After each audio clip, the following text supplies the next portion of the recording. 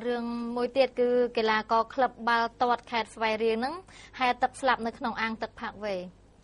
ចាកីឡាករបាល់ទាត់ជាអ្នកចាំទីនៅក្លឹបបាល់ទាត់ខេត្តស្វាយរៀងម្នាក់បន្ទាប់ពីហាត់ចប់ចុះហែទឹកអាងផ្សារទំនើបផាក់វេ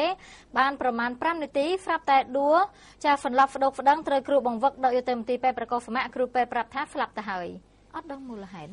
ចាកាត់ឡើងនៅវេលាម៉ោង 11:10 នាទីយប់ថ្ងៃ 22 វិច្ឆិកាបរិសុទ្ធដែលស្លាប់នោះមានឈ្មោះហ្វសុភាអាយុ 27 ឆ្នាំជាកីឡាករក្លឹបបាល់ទាត់ខេត្តស្វាយរៀងជាអ្នកចាំទីស្នាក់នៅសង្កាត់ទួលទំពង់ទី 2 ខណ្ឌចំការមលមានស្រុកកំណើតនៅភូមិសង្គមមានជ័យឃុំស្រយងស្រុកបារាយខេត្តកំពង់ធំមានប្រពន្ធឈ្មោះនូហ្វីណាតអាយុ 26 ឆ្នាំជាកម្មការិនីកាត់ដេរស្នាក់នៅភូមិតាំងគោកស្រុកកំពង់ថ្មខេត្តកំពង់ធំបានកូនប្រុសម្នាក់អាយុ 6 ខែមាននៅពេទ្យណាមិញប្រកបសមៈនេះពេទ្យរុស្ស៊ីតាពេទ្យសូវៀតតាខ្ញុំឃើញក្នុងអត្តបទព្រះកុសមាំងអានេះខ្ញុំឃើញនេះកម្មការមនពេទ្យរុស្ស៊ីឯងអញ្ចឹងបាទដោយសារខ្ញុំឃើញបុគ្គលិកនេះខ្ញុំស្គាល់ហើយតាំងប៉ូលីសក៏ប៉ូលីសជាការមនទៀតនេះអូវាយគាត់ច្រឡំណានេះពេទ្យរុស្ស៊ីតាចាតែឥឡូវពេទ្យរុស្ស៊ីណាបាទចាប្រភពព័ត៌មានពីលោកសំវ៉ាន់ដេតអាយុ56ឆ្នាំជាគ្រូបង្ហាត់កីឡាករផ្ទាល់បានឲ្យដឹងថាជារៀងរាល់ថ្ងៃក្លឹបកីឡាករបាល់ទាត់ខេត្តស្វាយរៀងតែងតែទៅហាត់នៅក្នុងផាកវេជារៀងរាល់ថ្ងៃ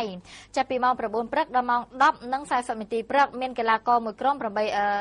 ចាមួយក្រុមនោះគ្នា8នាក់ក្នុងនោះមានជនជាតិនីហ្វេរីយ៉ា3នាក់ផងដែរមុនពេលដែលកើតហេតុជនរងគ្រោះបានទៅហាត់ជាមួយក្រុមដោយរាល់ដងលុះពេលដែលហាត់ចាប់សពគ្រប់ហើយបានសម្រាកបន្តិចក៏នាំគ្នាចុះហែទឹកអាងផ្សារទំនើបផាក់វេនោះខណៈដែលហែទឹកបានប្រមាណជា5នាទីស្រាប់តែកីឡាករហ្វសុភាបានហែទៅមាត់អាងវិញហើយឡើងពីទឹកអង្គុយ